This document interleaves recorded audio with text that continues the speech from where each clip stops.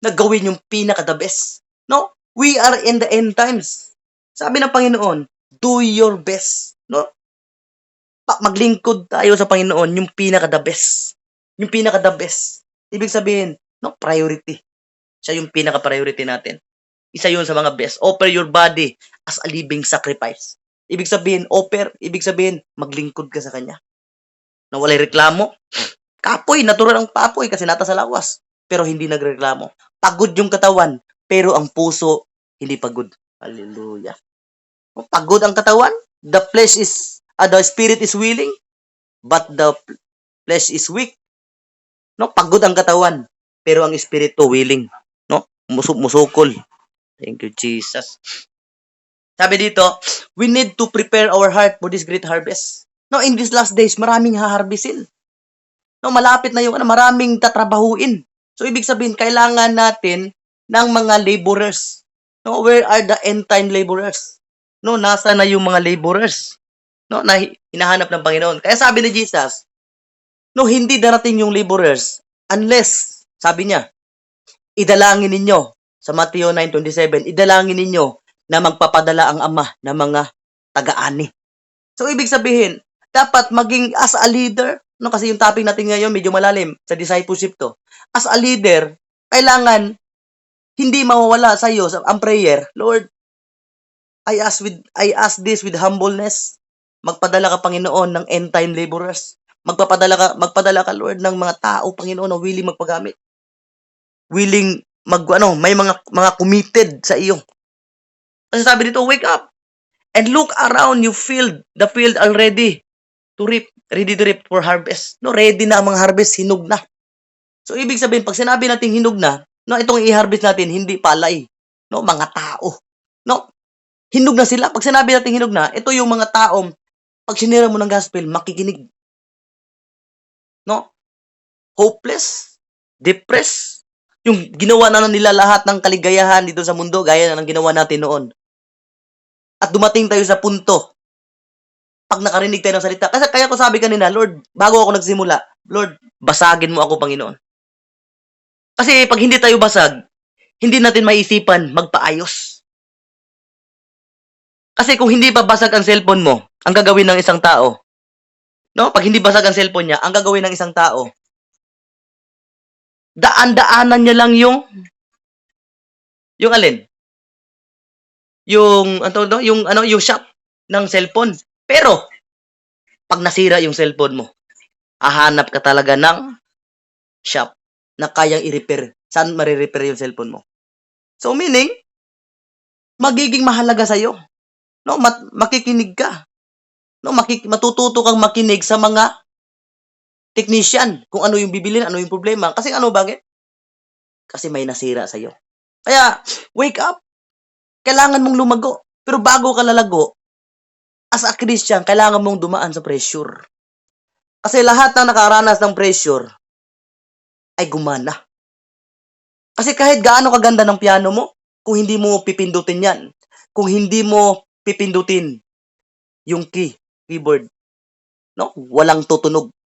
So, ibig sabihin, kahit gaano ka niligtas ng Panginoon, kahit maganda yung plano ng Diyos sa'yo, hanggat hindi mo ipapasalamat yung pressure na pinagdadaanan mo ngayon, no, hindi ka magpapangsyon. Kasi lahat ng bagay, switch, cellphone, or anong remote, no, hindi magpapangsyon kung hindi makakaranas ng pressure. Pero, the moment na ipipress mo, no, ibig sabihin may pressure, doon siya nagpapangsyon. Kaya kung nakaranas ka ng depression, yung attack, nakaranas ka ng mga problema sa buhay, at yung problema ba naman hindi nagpapaalam, biglang kusang darating. Kaya sabi ng Panginoon, wake up. No, bago ka magigising, ano mangyayari sa'yo? Ako, nagising ako, na-backslide ako ng 7 years. At na-realize ko, 7 years is a perfect number. Sabi, sakto. 7 years ako na-backslide, 2016. 17, 18, 19, 20, 21, 22, 2023, nakabalik ako sa Panginoon. Bago ako nakagising, no? Nakatilaw sa bunal sa Ginoon. Naranasan ko muna yung palo na mula sa Panginoon. Palo na parang ikababagsak ko na. Pero yung idudulot pala, mabuti. Kaya sabi ko, kailangan mong mabroken. Kasi lahat ng sardinas, Kailangan mabuksan. Kailangan mabiak. Para ano? Para magamit. No, kailangan pag makabili ka ng gamit sa Shopee, kailangan mong basagin yung cover niya. Kailangan mong sirain. Para ano? Para magamit mo siya. Kasi kung ang isang bagay, halimbawa, piyesa, kung hindi mo babasagin yung cover sa plastic, no, hindi mo magagamit at hindi mo makikita yung inilagay ng Panginoon. Kaya kailangan mong mabasag, kailangan mong mapunit para ano? Para magamit ka sa purpose. Kasi kung maalala ninyo noon yung sardinas, hindi pa siya easy to open. Tama? No, kailangan gagamit ka ng kutsilyo intentional at no, kasi no, takot ako mag-ano sa kunyo nung bata pa ako. Tatay ko talaga kasi nasugatan ako noon. No, kailangan mo munang no, mabuksan, alam mo mabuksan. No? Kailangan mong i-broke yung takip para ano? Para magamit sa purpose. So ikaw, kailangan mo magising. Pero take note, bago ka magigising, kailangan mo munang madisiplina. Kaya nga sabi sa, hindi ko nalagay na, Hebreo 12, isipin nyo lahat ng pinagdadaanan mo ngayon, no? I-consider mo daw bilang problema, bilang disiplina. Kasi pag consider mo lahat ng paghihirap mo, lahat ng no struggle mo sa buhay, no magiging blessing yan para sa iyo.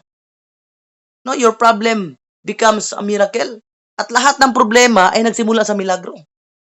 Sabi niya, wake up. So nagising ka ngayon, na-open up yung vision mo. And look around you, sabi ng Panginoon.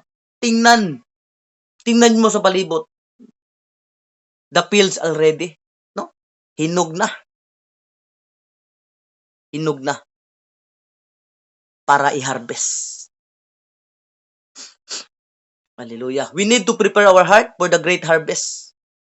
Kailangan mo muna magkaroon ng heartbeat gaya ni Jesus. Compassion to the lost soul. No, naawa si Jesus sa mga taong sugatan. Naawa si Jesus sa mga taong pagod. No, akala ko nga noon, yung mapapagod, ano lang? Unbeliever. Pero even believers, leaders, pastors, napapagod rin. Kaya ito lagi kong advice, normal ang mapagod, huwag kang susuko. Pero iba ng usapan pag na-burnout ka dahil sa ministry, hindi pwede. No? Sabi ng Panginoon, no? Parang ganito ba? Uutusan ka ng isang tao na hawakan mo ang bato. Yung bato, parang bahay malaki. So, ibig sabihin, ipapahawak sa'yo ng isang tao ang bato para bantayan. Pero wala kang kakayahan, kargahin at itulak yan. Tama? I hope naiintindihan nyo yung illustration ko. Ang command sa'yo, bantayan mo at tabihan mo yung bato at hawakan mo lang. Pero ang ginawa natin, tinulak natin. Kaya nga, yung ministry, ito yung hindi mo kayang gawin. No? Without the Holy Spirit. Ang kailangan mo lang gawin, andun yung presensya mo, andun yung obedience mo. Ang kailangan ng Panginoon sa panahon na ito, obedience. Hindi sariling lakas. Kasi kahit may lakas ka, pero kung itutulak mo yung malaking bato, gaya ng kalaki ng bahay, hindi mo kaya. Kaya ang nangyayari sa atin, tinutulak natin ang bato. Kaya ngayon, napapagod ka, suko na ko, iiwan ko ng ministry ko. Kasi matigas ng ulo ng disciple ko. Sinasabi ko ng wag, ganun pa rin ang ginawa. Sinasabi ko ng wag, ganun. No? Nabe-burnout ka kasi ginawa. No? Pinipilit mo ang isang tao magbago. Which is, yung trabaho mo, hindi para pilitin yung tao. Yung trabaho mo to share, to encourage. Hindi pabayaan. Ibig sabihin, tabihan mo lang. Advice, encourage. Pero ang ginawa natin, gipugos ba? No? We are not the Holy Spirit. No, ang Holy Spirit lang ang mamugos. No? The Holy Spirit, do your part and the Holy Spirit will convict. No? Ang trabaho natin, taparan, tabihan, encourage, appreciate them, help them. Hindi natin trabaho ang magbago sa kanila. No, tayo ang nagdilig, pero ang magpapatubo diyan, ang Panginoon. Hindi lahat ang diniligan ay lumalago. Tama, ang iba namamatay. Kasi nga, may trahedya, pwedeng natumbahan. So, ibig sabihin, ang trabaho natin, to win soul, to make disciple. Pero hindi natin trabaho ang magbago. Ang trabaho ng Holy Spirit, minsan, ginagampanan natin. That's why, in the long run, ang sabi mo, pagod na ako sa disciple ko. Matitigas talaga ang ulo. Napagod na ako. Iniwan mo na sila. Pinabayaan mo na sila. As long as you do your part, hindi mo siya pinabayaan. Kaya sabi ng Bible, 2-3 beses mo siyang pinagsabihan, ayaw maniwala, sukuan mo na. Sa physical. Pero sa prayer life mo, huwag mo sukuan. No, so ibig sabihin, pag nag-advise ka na sa tao, tapos hindi talaga, sapat na yung 3-4, no? Pumasok na yun sa isipan niya at maalala niya na yun. Sa panahong madisiplina siya ng Panginoon. Tama pala yung sinabi. So ibig sabihin, kahit 3-4, 2 beses ka nag-warning sa tao na yan, pero, akala mo hindi nakikinig. Akala mo, nakinig pero hindi din sa puso. No? Marirecall lang sa isipan niya yung sinabi mo, yung in-advise mo, pag, no? Naranasan niya ang palo ng Diyos. At masasabi niya lang, magtataka ka na lang, after 3 months, Pastor, naalala ko yung sinabi mo, buti nakinig sana ako. Kung nakinig lang ako, hindi sana ako ganito. So, ibig sabihin, akala mo nung una, sinabi mo sa yung advice, walang impact. May impact yun. Kaso lang, hindi willing nakinig yung puso kasi nasa magandang sitwasyon. Kaya nga, kailangan mong madurog araw-araw. Kailangan mong mabroken araw-araw. Kasi every time na madudurog ka, natututo kang makinig. Sa simpleng salita. No, ang trabaho mo, hawakan ang bato. Yung trabaho mo, wag iwan ang bato. Ang trabaho mo, bantayan ang bato. Hindi mo trabaho ang itulak ang bato. Kasi kung itutulak mo ang bato, at yung bato na yan yung mga taong matigas ang ulo, bato ang puso. At malalaking bato, hindi mo kayang baguhin yan. Hindi mo kayang alsahin yan. Kaya, in the long run, mapapagod ka. Sabi mo, grabe, kahit makinig ulo mo tawanan eh. Naubos na yung pera ko. Dumating sa mababurn out ka. Kasi, akala mo, ang ginagawa mo, no, pera mo yun. No? Naubos na yung pera ko. Pinapasimba ko lang, pinapakain ko pa. Pero, in the long run, iiwang ba lang pala ako? Sabi ng Panginoon, do your part, and I will bless you. No? At sabi ng Holy Spirit, I will do my part also. No, ang trabaho ng Holy Spirit, mamugos, to convict. Pero ang trabaho natin, no, to share, to encourage, no, to obey. Hallelujah. We need to prepare our heart to great harvest. There is no fish. No, there is no big fish sa mga swallow water. Kailangan mo munang pumunta, kung gusto mo ng malaking isda, gaya ng kalaki ng tao, kailangan mong pumunta sa mapait na sitwasyon. Kailangan mong mapunta sa maalat na sitwasyon. So, ibig sabihin ng maalat, no, hindi ka masaya. No, pagkakain ka ng asin, no, parang masisira talaga yung mukha mo sa parat. So, gusto mo talaga makakuha ng malaking isda, kailangan mong pumunta sa dagat, sa malalalim. Kasi sa ilog, hindi yan maalat. Pero kung gusto mo ng another level, pumunta ka sa maalat dahil doon ang mas maraming isda, malalaking isda. So, bago ka makakahuli, bago mo i-desire yung malalaking isda, malalaking breakthrough, elevation, spiritual breakthrough, spiritual blessing, no, kailangan mo munang makaranas. Kailangan mo magkaroon ng willingness, no? Pumunta sa maalat na lugar. Pumunta sa lugar na hindi mo gusto. Di ba? Ayaw natin uminom ng tubig galing sa dagat kasi parat, maalat. Pero minsan, pinapapunta ka ng Panginoon dito, no? For a reason. The harvest is great. So, ang preparation dito, kailangan maayos yung net mo. Ibig sabihin, bago ka mangingisda, hallelujah, napa ba? Pastora, napa akong kan, Pastora, hindi na ako makita. Nara, Pastora, nara? Pastora, nara akong kan. Nawala ang slideshow. Nawala ang share screen, Pastor. Hallelujah, thank you, Lord Jesus. Ako na lang ikuhan, ako na lang ang host control akong itanggal. Yeah, thank you, Jesus. Nawala, no? Inala ko, Pastora, huwag mawala.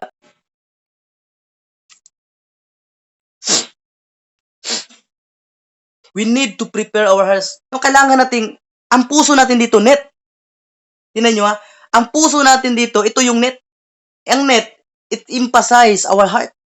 So, bago ka mangingisda, kailangan yung puso, kailangan ang net, dili siya gabok. Kung sasabi sa na, yung madaling mapunit. Kunting problema lang, kumpling-kumplik nang reklamo agad.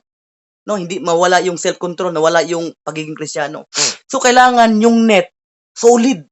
At yung pinaka binababantayan ng mga mangingisda is yung net dapat walang malaking butas. Kasi napansin ko, dalawang reason bakit ang isda ay nakakawala. Number 1, isa sa reason bakit nawawala ang isda, nakakawala ang isda, kahit nahuli na sana pero nawala. May ano, malaki yung net, malaki yung puso mo para sa isang tao na yun, malaki yung net mo. Kaso lang, ang nakapasok sa net mo, maliliit. So, anong ibig sabihin nun? Maliliit na isda, ibig sabihin, nakakalabas lang. So, ibig sabihin, kaya sila umaalis dahil hindi nila naiintindihan yung Great Commission. Ibig sabihin, in other words, nabuhay pa sa wrong emotion. Or palagay na lang natin para mas maintindihan. Nasa season ng immaturity. So, ibig sabihin, kahit gaano kalaki ng advice mo, ang itinuturo mo, pero nasa punto siya ng immaturity. So, ibig sabihin, maliit na isda pa lang siya. So, malaki yung mission, malaki yung goal nyo, pero dahil maliit siya, nakakalabas siya. Naintindihan nyo ba yung sinasabi ko? Nakakalabas siya dahil malaki yung net mo. So, ang puso niya, siya, yung pagka-Kristiyano niya, yung level ng Kristiyano niya, yung mission nyo, malaki na, malaki yung net nyo. Kasi ang target nyo, malalaking isda. Pero, maliit siya. So, kaya ngayon, nakakalabas siya sa net. Kasi nga, free siya nakakalabas. Kasi nga, saktong-sakto siya, sobra pa nga, nakakalabas talaga siya. Pero isa sa mga pangalawang reason bakit bakit nakakalabas ang isang isda, kahit malaki, pero pag ang net may butas, nagisi.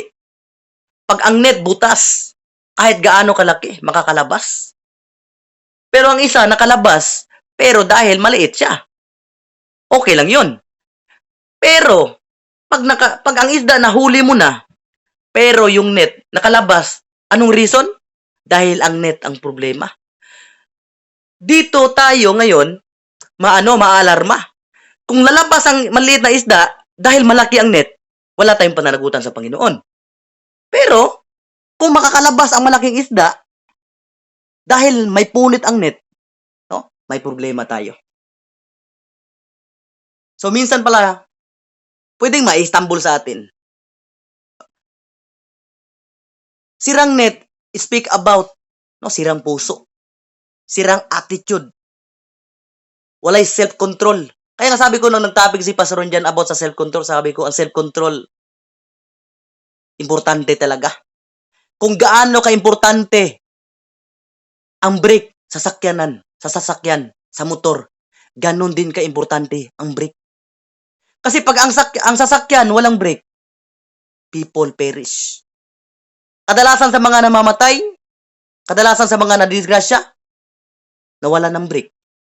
Kaya nga sabi ni Pastor Ron dyan, sa minasa niyang verse sa Kawikaan, ang tao, walang self-control, walang brake.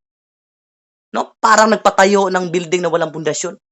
Ibig sabihin, napapahamak, nadidestroy, kahit gaano makalaki ng kingdom niya, bumagsak.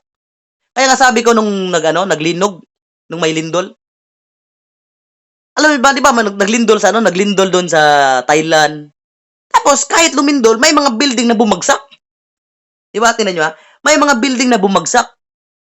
Tapos, tininan ko talaga, yung ibang building hindi bumagsak. Kaya sabi ko, grabe. Itong itong building na hindi bumagsak. No, proud na proud siya sa sarili niya. Lalo, sino yung mga kontraktor? Sino yung engineer nito? Sasabihin nila, yan, project namin yan. Bakit? Nung naglindol ng 7.9, 7.8 magnitude, tinan mo yung project natin, hindi bumagsak. So, ibig sabihin, nakikilala mo nalaman mo ngayon kung gaano katibay yung building na ginawa mo.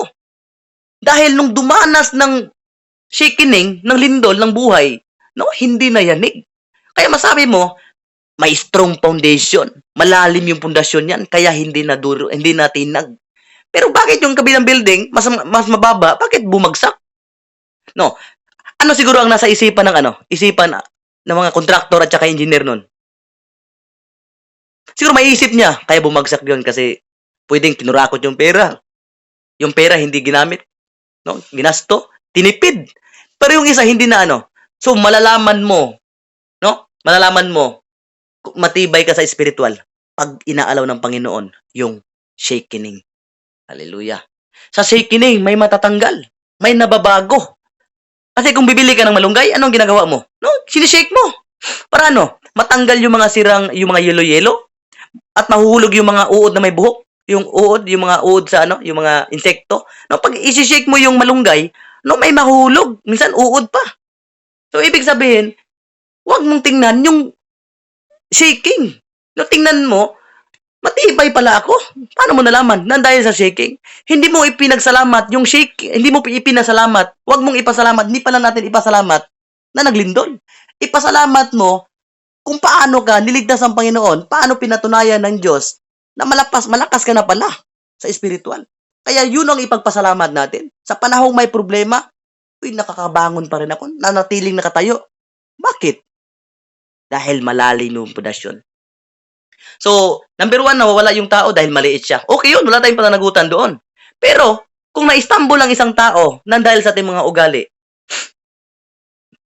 ibang usapan. So, ibig sabihin, may pananagutan tayo sa Panginoon. Anong sabi ng Panginoon? Kung ikaw ang dahilan bakit nawala ang isang tao, no, isang tao, milyon yan. More than million. Palagay na lang natin ha, ang isang kaluluwa, kung i-base natin siya, ikukumpara natin sa pera, trillion yan. More than trillion. More than precious gold. No, valuable. Ibig sabihin, hindi mapapantayan. Isang kaluluwa lang yan. Kaya, ang Panginoon, pag na-stumble ang isang tao, dahil sa ating mga ugali pala, no, malaki yung pananagutan talaga natin. Doble. Kasi nga, ayaw ng Panginoon na mawala ang isang tao. Pero kung nawala siya, nang dahil sa kanyang kagustuhan, ibig sabihin, maliit na isda siya.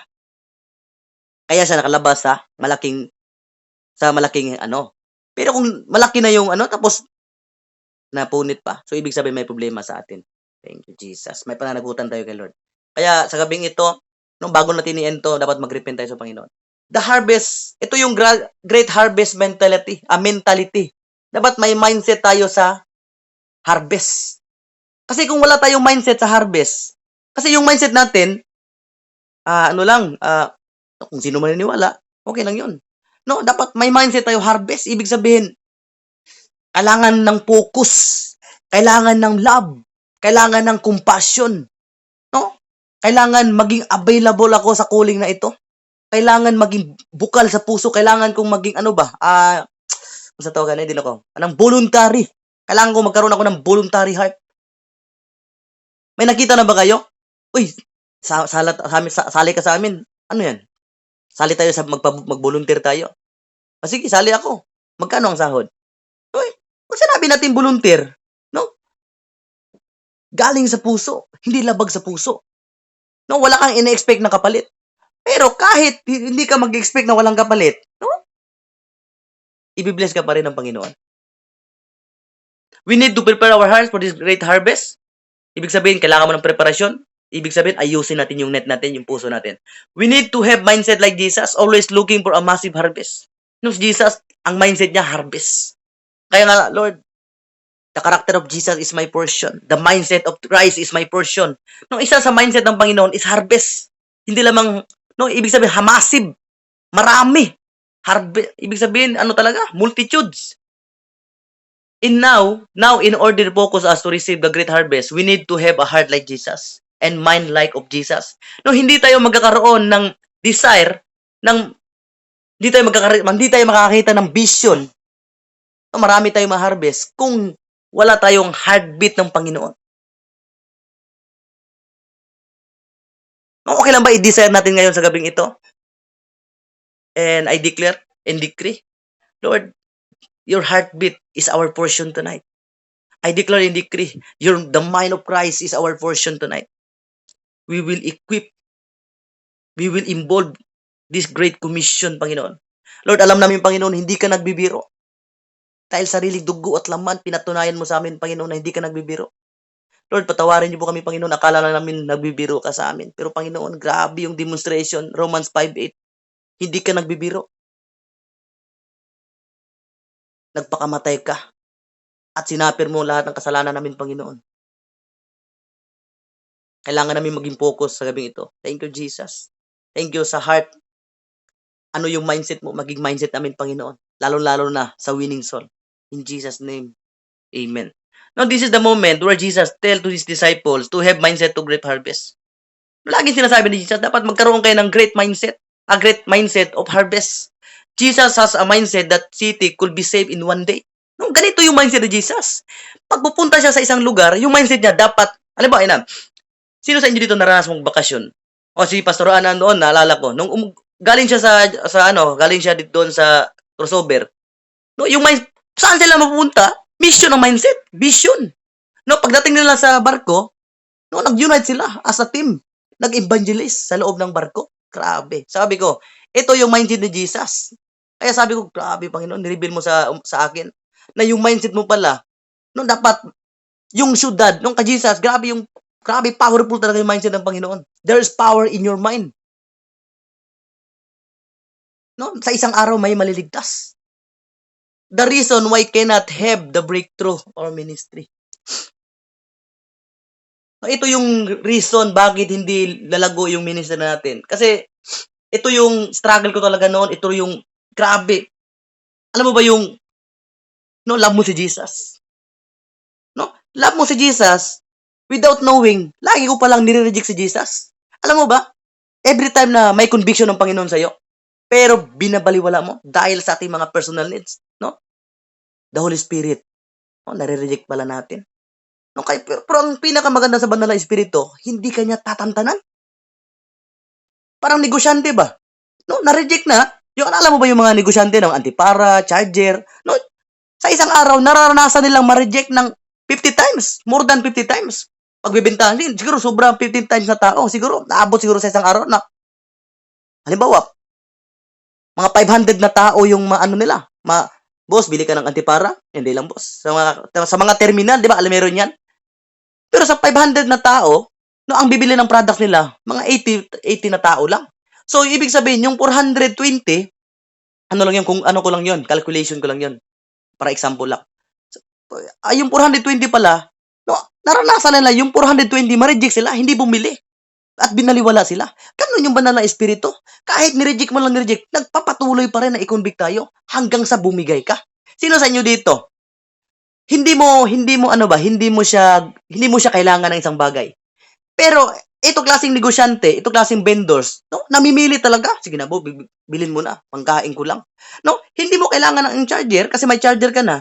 Pero dahil nagpumilit, no, dahil kinukunbik ka ng isang tao, bilhin mo na kasi kailangan ko na para makakain ako, para makauwi na ako sa amin, para maubos na to. No? No? Mapugos kang palit. Sige, parito na ako. Naluoy man ka. So, maawa ka. So, ganun din yung Holy Spirit. Dahil hindi ka tatantanan, no, ikaw na mismo masabi, grabe, hindi na ako makatulog. Kasi dumating sa punto ng ganito ng buhay ko, hindi ako makatulog. Pag matutulog, bago ako matutulog, sabi ko, kailangan ko talaga simulan yung ministry. Tapos, mga ilang araw na, wala naman. O sige, iko-convict naman ng Holy Spirit. No? Nare-reject ko yung Holy Spirit. Pero, lagi kong sinisigaw, I love you, Jesus. I love you, Holy Spirit. No? Without knowing pala, nare-reject natin ang banal na espiritu. Kaya sa gabing ito, kailangan natin mag-repent. Kasi, kaya nga sabi ko kanina, may mga kasalanan tayo na hindi natin alam, nagkakasala pala tayo. Ito yung pinakamasaklap. Ito yung sakit na hindi mo alam na mayroon ka na pala sa loob. Ito yung nakakatakot na sakit sa spiritual. Yung mga stage 3 cancer. Yung mga stage 3 cancer, anong nangyayari? Ay, mga cancer.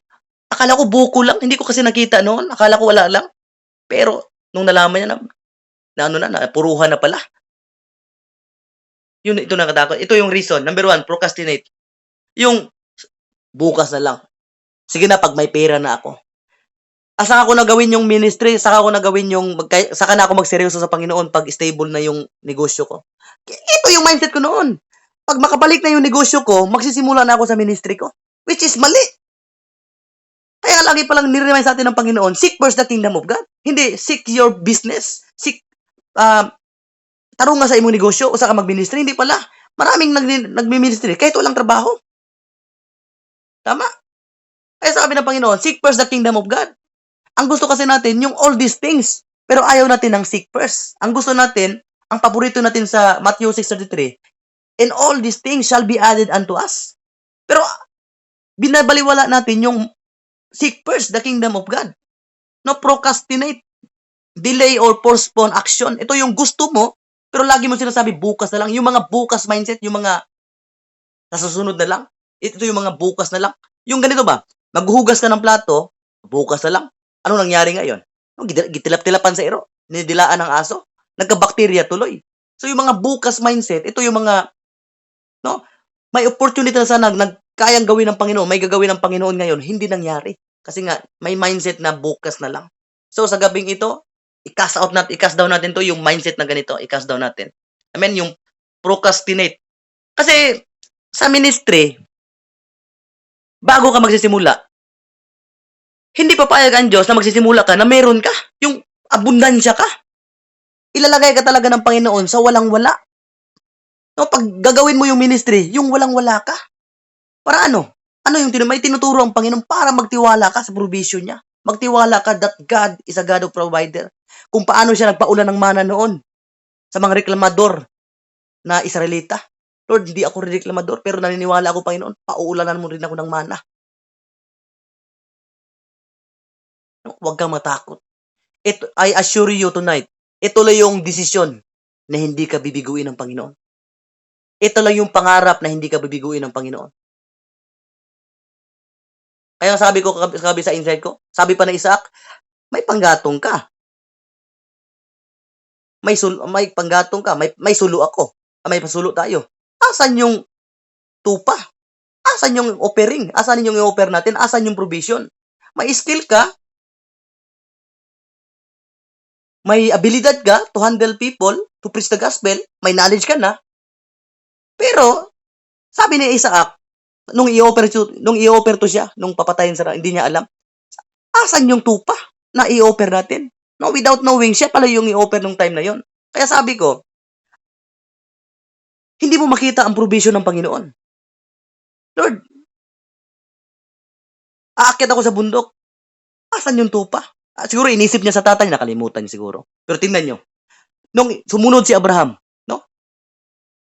Yung tupa, pinubay ng Panginoon. Hindi talaga nakalis, no? Hindi makaka-overtake yung provision pag sumunod ka lang sa Panginoon. Hallelujah. Number 2, no? Make excuses. Ito yung procrastinate. Magigilty ka. Mapapanik ka. Pagkatapos mapanik ka, busy kasi talaga ako. May trabaho ako kaya hindi ko nagagawa ministry. So, ito yung mga klaseng bagay na pinagdadaanan natin ngayon. No? Valid to. Kung immature Christian ka, maintindihan ng Panginoon. Kaya nga, yung mga Israelites, immature Christian sila, kaya naintindihan sila ni Jesus. Naintindihan sila ng Panginoon. Kahit reklamador na, pinakain pa rin ng karne at mana. Hallelujah. There is always something that we need today to receive the great harvest. Ito yung appointed time na papagawa ng Panginoon. Ito yung appointed time na makakapasok sila sa land of promise. Pero hindi nangyari dahil sa disobedience. No? Reject nila yung calling ng Panginoon. The disciples' attitude. Ito yung disciples' attitude. May attitude yung mga disciple. Sabi dito, basahin ko John 4:7-4. Tumuloy naman ang mga tagasunod niya sa bayan upang bumili ng pagkain habang nakaupo si Jesus. Dumating ang isang babae na taga Samaria para umigib. Sinabi ni Jesus sa kanya, pwede bang makiinom? No, ito yung time, itong kwento na Samaritan woman. No, tumuloy, ito yung time na pagod na si Jesus, naglalakbay sila, umupo siya sa tabi ng balon para magpahinga. Pero sabi ni Jesus, tumuloy naman ang mga tagasunod niya, iniwan niya si Jesus. Sabi na, gutom mi Panginoon, gutom kami. Tingnan nyo ang mga disciple, no, Jesus was so focused on the great harvest. No, si Jesus, focus na focus. While ang mga disciple niya, mga hungry child, nakapokus sa pangangailangan ng flesh. Pero si Jesus, hallelujah. Thank you, Jesus. Wala. Jesus was focused on the great harvest, but the disciples was focused on their personal need. Dito tayo napupuruhan. Kaya tayo hindi natin nagagawa, hindi natin na-expand yung ministry ng Panginoon. Dahil takot tayo, baka magutom tayo. No, alam na natin, pag ang Panginoon ang nag-declare, pag sumunod ka, hindi ka magugutom. Pag sumunod ka, the provision will not overtake. No? Masangit. No? Ang provision, musangit ang sungay. No?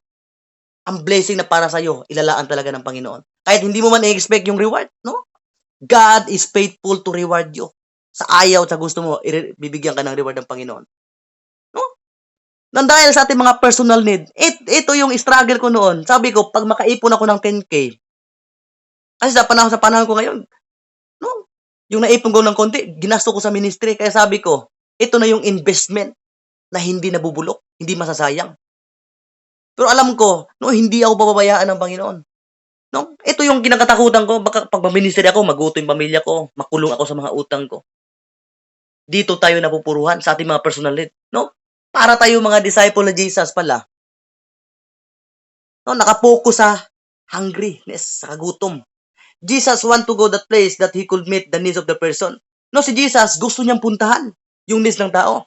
Knowing that he could meet the need of the person, God will use that person to meet their multitudes. Alam ng Panginoon, pag tatawagin niya pag ibibigay niya yung needs ng isang tao, no?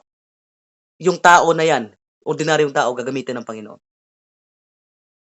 The disciples focus to meet the needs of Jesus. Kasi yung mga disciple ni Jesus, malalaman mo din talaga na valid din talaga. Kaya sila pupunta ng bayad kasi bibilan nila si Jesus ng pagkain. Di ba? Bibilan nila ng pagkain si Jesus para makakain na. Nakapokus sila sa need ni Jesus. But Jesus is not focused on his need. Si Jesus, hindi siya nakapokus sa flesh, sa kagutom. No? Alam naman, binasa ko kanina sa verse kanina, at pagod na si Jesus at sa paglalakbay, umupo siya sa tabi ng balon. Pagod, nainitan, ibig sabihin, gutom na to. Pero si Jesus, hindi siya nakapokus sa needs ng katawan niya. But Jesus is not focused on his needs. He is focused to meet someone else's need. No, nakapokus siya sa mga taong nangangailangan sa kanya. Hindi siya nakapokus sa mangyayari sa kanya. Hindi siya nakapokus sa gutom niya. Hindi siya nakapokus sa pagod niya. Nakapokus siya sa mga nangangailangan sa kanya. Dapat pala ganito yung mindset natin. Nakapokus tayo sa needs. Yung mga taong nangangailangan ng tulong. No, maring wala ka pang maitulong na sacrifice. Wala ka pang maitulong na pera sa disciples mo. No? Pwede ka makatulong. Mas labaw yun sa pera, yung pag-encourage ka sa mga taong gusto na magpakamatay. Sa mga taong nawala na ng pag-asa. Mga taong naisipan na lang maging prostitute para lang makakain. Naisipan na lang maging magnanakaw. No? Mag-involve sa droga para lang makakain. No? At gagamitin ka ng magpagamit tayo sa Panginoon para sa ikabuti ng lahat. No? Ito yung isang ni Jesus, paano niya winin yung babae? Samaritan woman. No, Samaritan woman, kalaban doon nila noon. Jesus started as a conversation with the woman. So, ibig sabihin, nag-build siya ng relationship para makuha niya yung trust ng isang tao. No, sa winning soul, ito yung gagawin natin pala. Kailangan rin mag-build ng relationship. Magpakilala ka muna at ipakilala mo kung sino ka para paniniwalaan ka. Kasi kahit gaano kaganda ng intention mo, pero kung hindi ka kilala ng isang tao, no, hindi yan sasakay sa kotse mo. Hindi yan sasakay sa motor mo. Pag nakakita ka ng estudyante, naglalakad, tapos pastor ka, sakay ka na. Sakay ka na kasi ihatid kita sa inyo. Hindi yan sasakay sa atin. Kasi alam mo bakit? Takot yan. Hindi ka kilala. So, kailangan makuha natin yung loob nila. No, ma-demonstrate natin yung love ng Panginoon. Through concern, by praying them, na may concern ka sa kanila. Yun yung isa sa mga strategy ni Jesus. Jesus is not limited by culture. No? Hindi siya limited ba yung Samaritan ka, diyan ka lang sa malayo. No? Malapit siya sa mga taong durog. Malapit siya sa mga taong hopeless. Dapat ganun din tayo. Hindi tayo religious na hindi tayo lalapit sa mga taong sugatan. Remember this, when we truly love the people, God will show us the heart of the people. No? Alam mo ba, pag napamahal ka rin sa tao, no?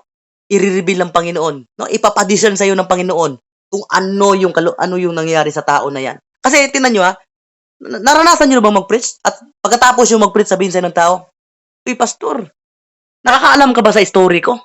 Bakit?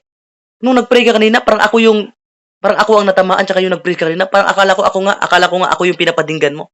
So ibig sabihin, pag may concern ka sa isang tao, no, God will show us the heart of the people. No, madidiscern mo. The spirit of discernment, no? Mag-activate sa panahong 'yan. No, pag may compassion ka sa tao. Ito yung greatest weakness in the hand of God become her greatest strength. No, yung kahinaan niya, no, naging kalakasan niya. And ito yung kinakatakutan ng babaeng ito. Kasi may trust issue, adulterous woman, o may kasalanan siyang hindi maganda. No about, ito yung kinakatakutan niya na malaman ng iba. Kaya nga, pag nagkuha siya ng tubig, udtong dako, mainit, para walang masyado nakakakita sa kanya. Pero, ito yung pinaka-the best encounter. Na-encounter ng Samaritan woman sa harapan mismo. Na-encounter ng Samaritan woman ang living water sa harapan ng natural water. Hallelujah. Na-encounter niya si Jesus, the living water, sa harapan ng natural water. The woman testified Jesus to the people, many believe and want to follow Christ because of her. Grabe. Ang laki ng impact. Tingnan nyo ha, 6 men can't give him hope. Itong babae may 6 siyang asawa at isang nobyo. Sinabi sa kanya ni Jesus, umuwi ka muna at isama mo rito ang iyong asawa. Sabi ng babae, wala po akong asawa. Sagot ng babae. Sinabi sa kanya ni Jesus, tama ang sinabi mo na wala kang asawa. Dahil 5 na ang naging asawa mo. At ang kinakasama mo ngayon ay hindi mo tunay na asawa. Nagsasabi ka ng totoo. Tama naman sinabi mo, yung asawa mo noon, iniwan mo na. Wala ka ng asawa. Sumagot ang babae, sa tingin ko po, isa po kayong propeta. No? Sa 6 na nagkarelasyon niya, she's still depressed. She's still hopeless, helpless. Durog na durog. Rejected. Pero alam mo ba? Every time na makakita ako ng mga nung nagtatrabaho ako sa planta, pag ang lata ng sardinas na lupi or may kunting gasgas, dented na, rejected. Pagkatapos, bubuksan ulit, itatapon. Gaya ng mga sibuyas, pag rejected na, itatapon. No? Ano yan, mga saging, reject na yan, itapon na yan. No? Pag rejected ka, patapon ka talaga. Pero buti na lang, ang Diyos, hindi tao. Kahit rejected ka, kahit patapon ka. Sino sa inyo dito? Yung mga reject, mahilig kang bumili ng mga reject. No? Ay, pwede pa yan. Pwede pa to, sibuyas. Hindi pa to sira. May kundi lang to. Ayusin ko lang to. Ay, itong saging. Reject yan. Kukunin ko na lang yan. Lutuin ko yan. So, ibig sabihin, kahit rejected ka, may value ka pa rin, may halaga ka pa rin, may purpose ka pa rin. Ako nga, bumibili ako ng mga kamatis na reject, yung medyo nalata. Pero hindi siya bulok, nalata. Hindi, itatapon na yan. Para sa baboy na lang yan.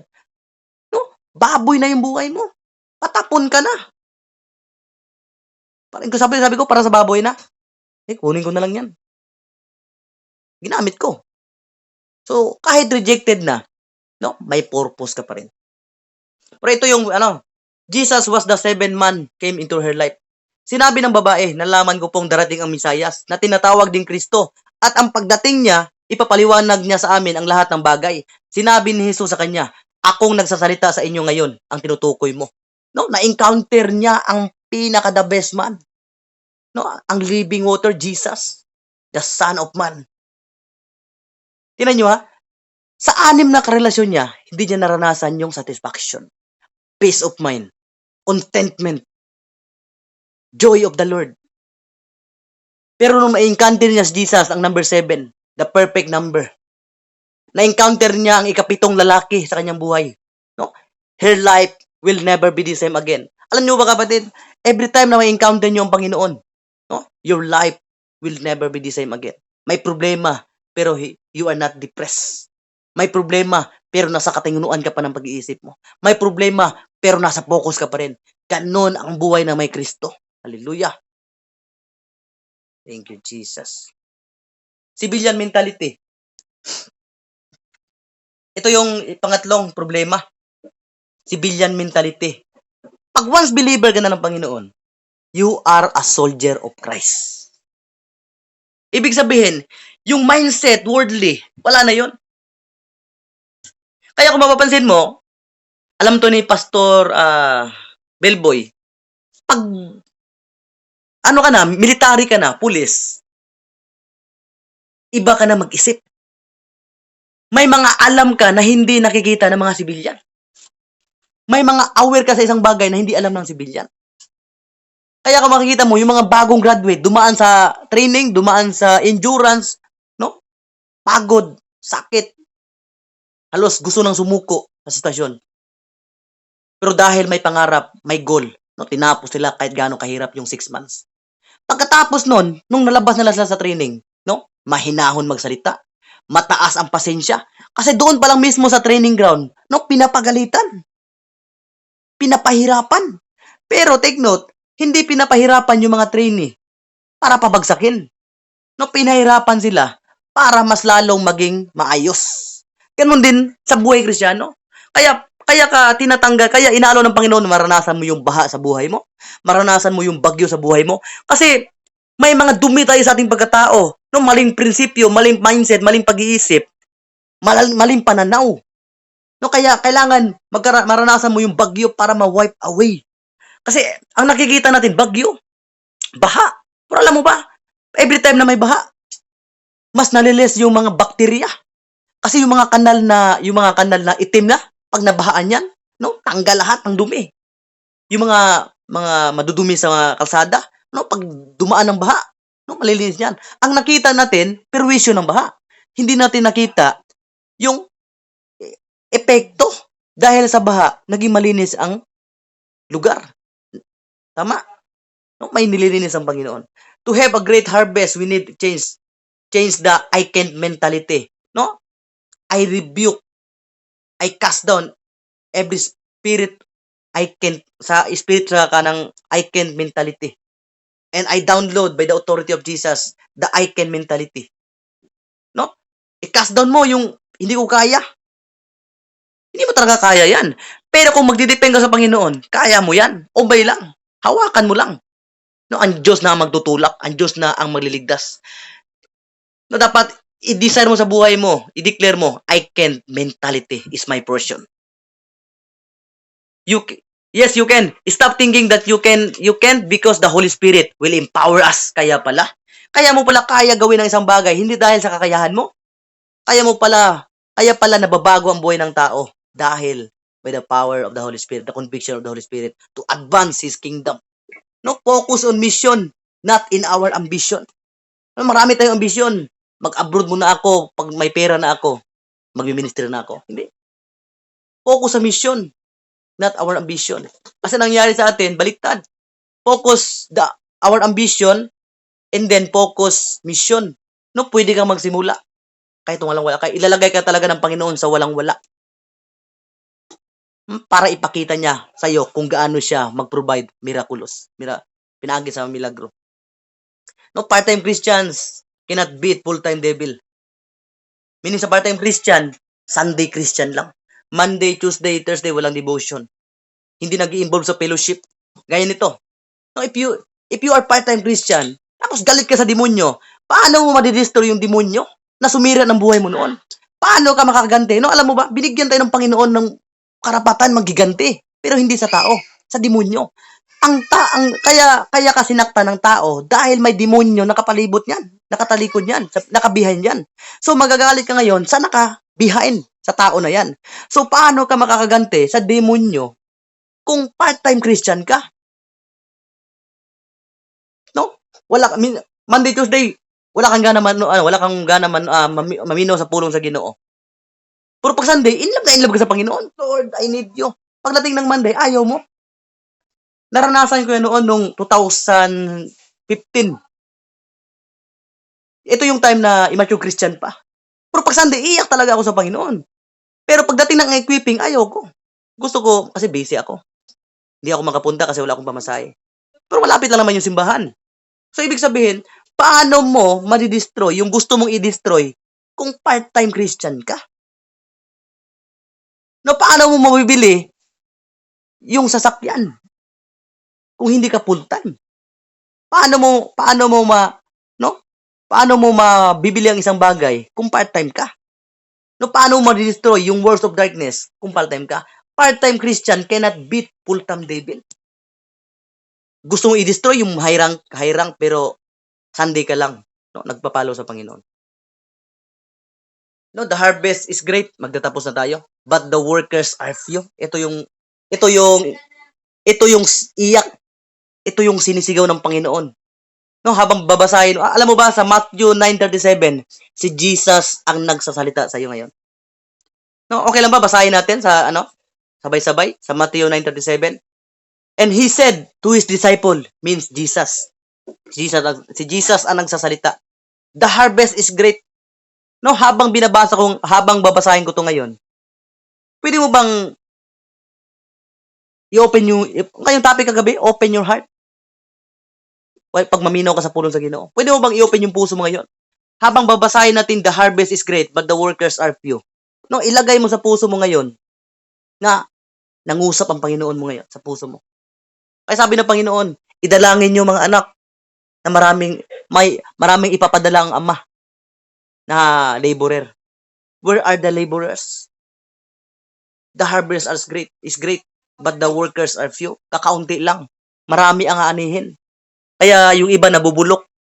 Kasi 10 hectares yung manggahan, pero yung nag-harvest, 5 lang, 10 lang. Ang problema lang, 10 lang nga na nag-harvest, nagkasakit pa yung 3.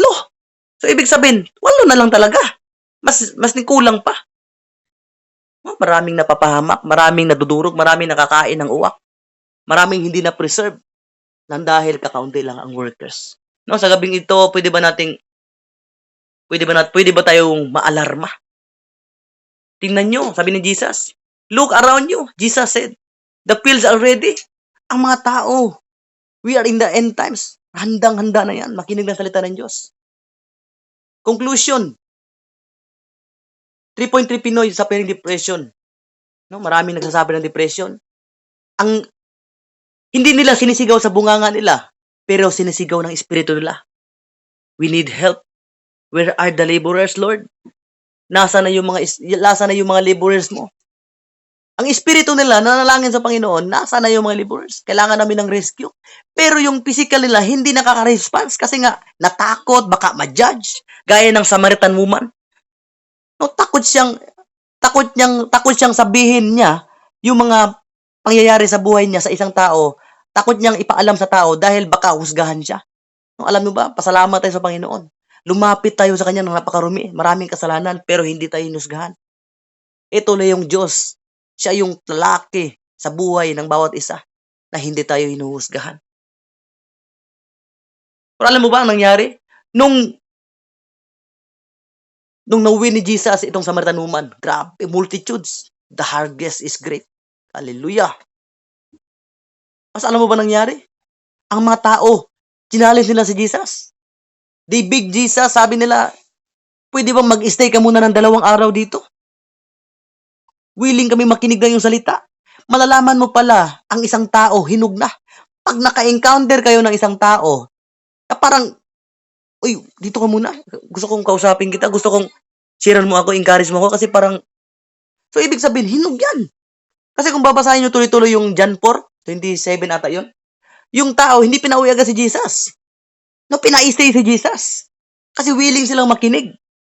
So, malalaman mo na pwede nang i-harvest ang isang tao. Pag willing makinig. So, ibig sabihin, season yun.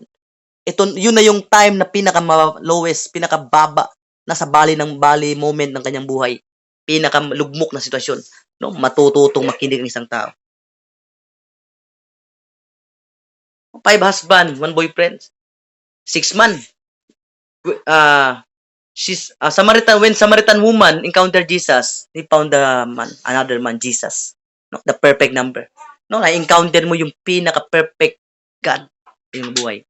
Okay lang ba? Ipikit natin ang ating mata. Open natin ating mga camera. I will minister to you. Mga 10:20, mag-end na tayo. Okay lang ba? Open natin ating cam natin.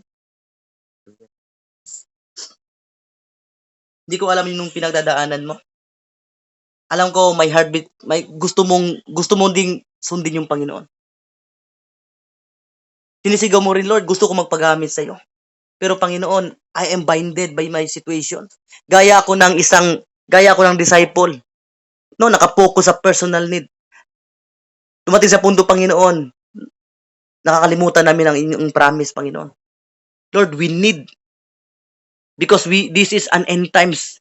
Gaya ng isang foreman, gaya ng isang engineer, gaya ng isang contractor. Pag hindi natapos sa appointed time, nagiging strategic ang kanilang mindset. Nagiging matalino sila. Lumalabas yung tunay na lakas.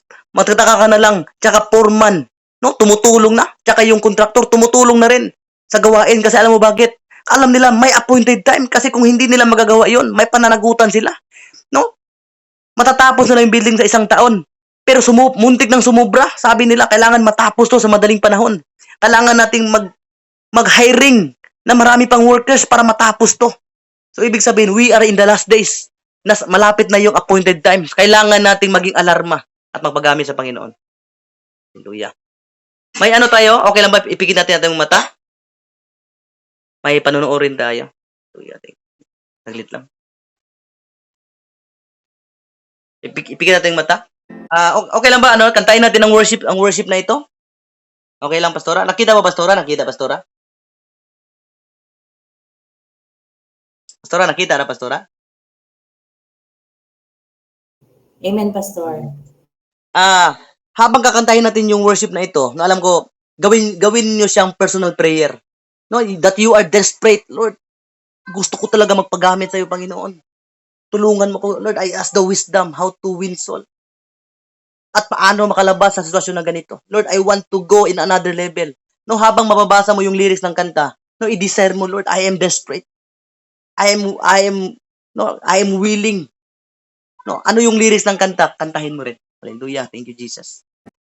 I can hear my Savior calling.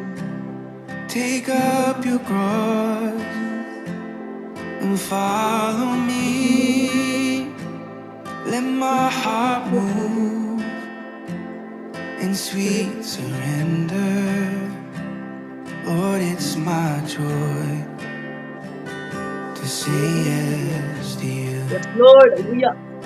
Send me, send me. I'll go anywhere, I'll go anywhere. Send me, send me. I'll go anywhere, I'll go anywhere. This is my prayer for every nation, to hear your name be lifted high, Lord, as your church and as your children. Oh, it's our joy to say yes to send me. Hallelujah. Thank you, Jesus. Lord, it's our joy to say to you, yes. Lord, here I am. Send us, O God. Nandito kami, Panginoon. Lord, ikakatuwa namin, Panginoon, na walang pagkukunwari. That we are available. Send me, I'll go anywhere, I'll go anywhere. Send me, here I am, Lord. Send me, I'll go anywhere, I'll go anywhere. Whatever you want, Lord, send me. I'll go anywhere. Hear my heart respond, a resounding yes. I will trust you all my days until your name says. Hear my heart. Hallelujah. Thank you, Jesus. Lord, maraming salamat, Panginoon, sa kabutihan. God. Lord, we are willing. Break us, O God. We are willing to sacrifice. Lord, durugin niyo po ang puso namin, Panginoon. Lord, we want to grow. We want to go deeper, O God. Doon sa aming maranasan, Panginoon, ang naranasan ng mga disciples noon. Kung gaano ka-eager ang disciples, alam ko, Panginoon, you will pour out the Spirit. Kung ano yung Spirit na binigay mo sa mga disciples noon, willing mamatay. Willing mamatay. Kahit anong hirap na pinagdadaanan nila, Lord. Ganong Espiritu, Panginoon, is our portion tonight. And I heard the Lord voice saying,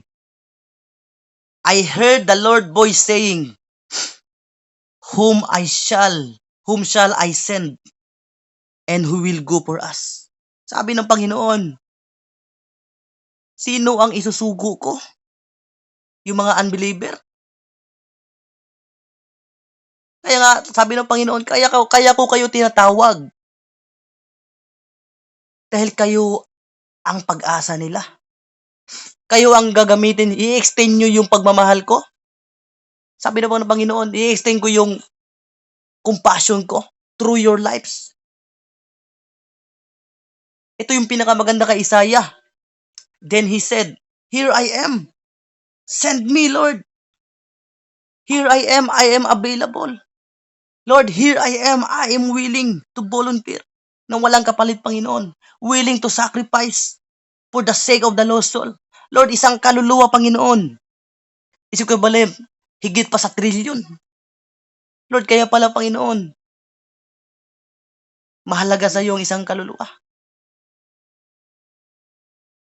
Hindi namin nakita, Panginoon, yung vision noon. Pero ngayon, maraming salamat dahil inopen niyo po yung spiritual vision ng bawat isa, O God. Lord, who am I? Why did you choose us? Sino kami, Panginoon? Bakit mo kami pinili? Pero maraming salamat. Pinaintindi mo sa amin ngayon kung bakit mo kami pinili. Dahil gusto mong i-extend yung pagmamahal mo sa pamamagitan ng mga buhay namin, Panginoon. Lord, maraming salamat. Suguin niyo po kami, Panginoon, sa mga taong nalulugmok. Give us the wisdom, the courage. Dalhin mo kami, Panginoon, sa mga lugar na hindi namin alam. Sa mga lugar na hindi namin gusto para magustuhan namin. Because I believe, O God, every time na makakaranas kami ng mga pangit na sitwasyon, doon kami nagiging matalino. Gaya ng isang motor pag laging nasisira. Kahit hindi kami mekaniko, nang dahil lagi kami nasisiraan, natutunan namin paano ayusin yung sariling motor. Lord, salamat dahil tinuturuan mo kami sa bawat situation. Hindi namin to titingnan bilang aksidente sa aming mabuhay dahil sa iyong plano, Panginoon, ay walang aksidente. Lahat ng aksidente may matutunan kami. May mapupulot kami na lesson, O God. Thank you, O God, sa kabutihan mo, Panginoon. And I declare and decree sa lahat na mag-i-insight ngayon, O God, Lord, I declare wisdom, divine knowledge, deep understanding, O God. And I declare, O God, and I rebuke every spirit of procrastination, civilian mindset in the name of Jesus. I rebuke it in the name of Jesus. Patawarin niyo po kami, Panginoon. Lagi naming iniisip ang aming personal needs. Lagi naming iniisip yung ambition. Okay lang ba? Useless ang Bible study natin ngayon. If we will not repent, for the kingdom of God is here. No? We must repent. Okay lang ba buksan natin yung mga bunganga? At sabihin natin, Panginoon, patawarin mo ako. Nireject kita. Ngayon ko nalaman ko, Panginoon, every time na may conviction sa aming puso, nire-reject namin, Panginoon, ang conviction na yon. Pero maraming salamat. Patuloy mo kaming kinukonvict. Gaya ng isang mga negosyante na kinukonvict nila isang tao, hindi sumusuko. Kahit ilang beses ma-reject, pero maraming salamat. Pinagtiyagaan mo po yung ugali namin, Panginoon, hanggang mabago kami. Pero maraming salamat. Dinisipina mo rin kami, Panginoon. Lord, patawarin niyo po kami kung nagkulang kami. Kung may mga na-stumble na dahil sa aming mga ugali. Gaya ng mga disciple ni Jesus. Nung sumigaw si Bartimaeus, Son of David, have mercy on me. Instead na yung trabaho ng disciple is to usher. Pero Panginoon, hindi nila nagawa ang purpose nila. Naging bodyguard sila, O God. Pinapalayo ang trabaho ng bodyguard. Pinapalayo yung crowd. Tinutulak yung crowd. Lord, we are an usher. Dapat, Panginoon, dinadala namin yung tao sa iyong paanan gaya ng ginawa ng Samaritan woman. Noon, naging evangelist siya. Dinala niya kay Jesus because Jesus is the pastor. Jesus is the great pastor in the name of Jesus. Lord, gaya sa amin, Panginoon, meron sa amin dito evangelist. Lord, ang evangelist ang taga-invite. Ang evangelist ang taga-hakot ng mga tao. Pero, Panginoon, yung trabaho ng pastor to equip, empowered, to train, to mentor, to love, to extend the love of Jesus. Nasabton sila, Ginoo. Nga na patience, O God. Lord, salamat na hindi kami bodyguard sa spiritual. Hindi kami katulad ng disciple, ng pagkakamali ng disciple noon. Na sinabihan nila si Bartimeus, huwag kang maingay. Instead na sila yung mag-a-usher. We are usher, O God. Hindi kami bodyguard sa spiritual. Maraming salamat, Panginoon. I give you all the glory, adoration. In Jesus' name I pray. Amen and amen. Hallelujah. Thank you so much. Glory to God. Thank you so much, family, for joining tonight. I hope may natutunan tayo at ang natutunan natin ngayon, no, alam ko, may impact sa puso ng bawat isa at maituturo natin sa ating mga disciples din. Hallelujah. Glory to God. Ibalik ko po kay Pastora Ana. Thank you, Pastora. Amen. Hallelujah. Can we give a clap of hands for Jesus?